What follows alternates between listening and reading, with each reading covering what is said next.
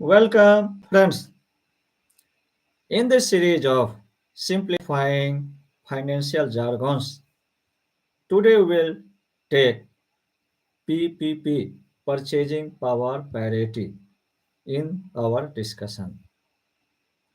So, what is the purchasing power parity?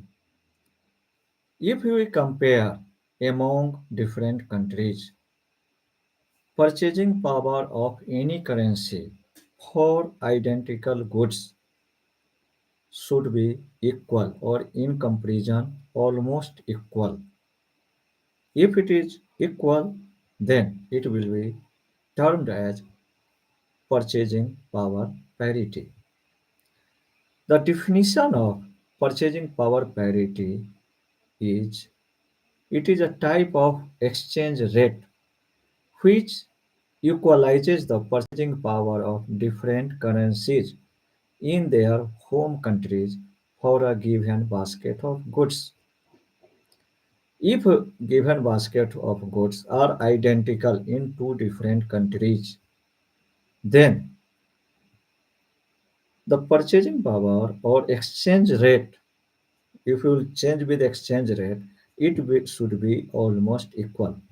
For example, any particular goods, if it is sold in India at rupees say 320, so as per present exchange rate of rupees 80, say 80, it should be cost dollar 4 in USA, and normally it happens, and it is known as this equalizer factor or of the currency is known as purchasing power parity. We can also say this purchasing power parity are the rates of currency conversion that try to equalize the purchasing power of different currencies, eliminating the difference of price levels between countries. So whether these prices will be almost equal? No. There are certain factors which affects the prices, and price may be some differences. So what are the factors? Of course, the main factors are inflation in any country. How much is the inflation? How much the demand? How much is the supply? And there are so many complex factors which affects the this purchasing power parity. The difference in purchasing power parity could be due to availability of goods or supply of goods, demand for the goods, and other so many complex factors existing in any country within this particular country. This purchasing power parity is often used to compare the standards of living between countries also. And there is international measures to compare between currencies, and accordingly this PPP is measured for different countries. Of course, there is formula to measure this. S is equal to P1 by P2, where what is S? S is exchange rate of currency 1 to 2, and P1 the cost of goods in currency 1 and cost of good in currency 2. Here we see, in just to conclude example, the cost of currency 1, say India, is 320, and cost of goods in currency 2, this US dollar, is 4. So if we will divide by 320 by 4, it will come to 80. And this 80 is nothing but exchange rate of currency from 1 to 2. So from $1 we can get 80 rupees. Indian rupees. So this is the exchange rate conversion also it is measured or it is known as that also. These identical goods in two different countries has the same price when expressed in the same country currency. We can conclude from this formula and these examples.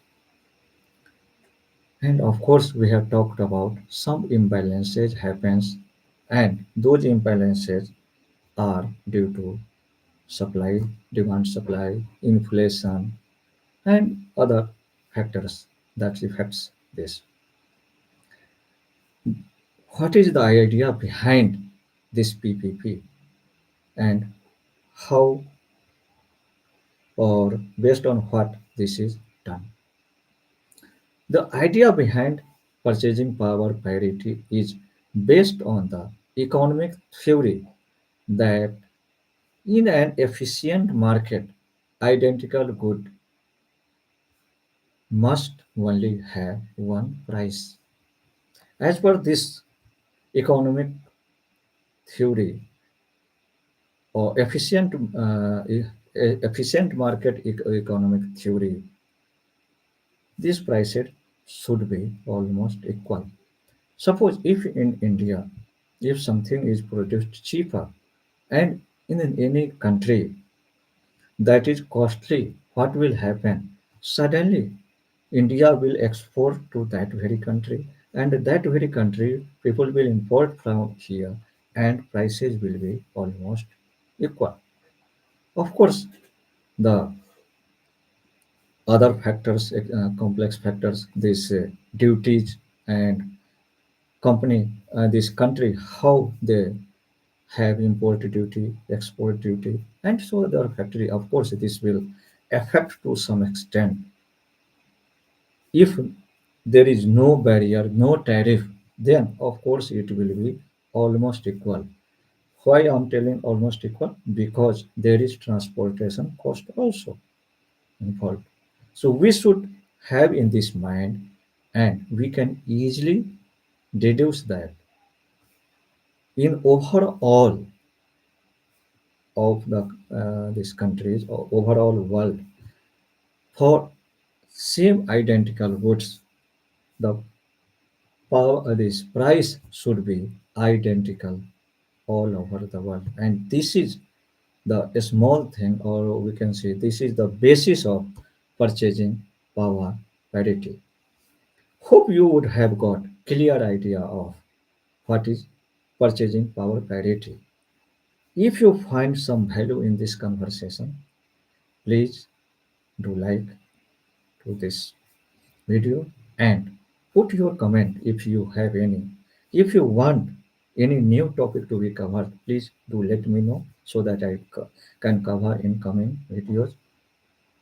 If you have any comment, any question, you can ask me, I can answer. You should also share with your friends and colleagues so that they can also get knowledge about this same. And please also subscribe to this channel if not subscribed so far, so that whenever I'm posting any new video of financial jargons or any topic related to a stock market, you will get immediate notification and you can watch and get wonderful knowledge. Till then, thank you. Bye bye.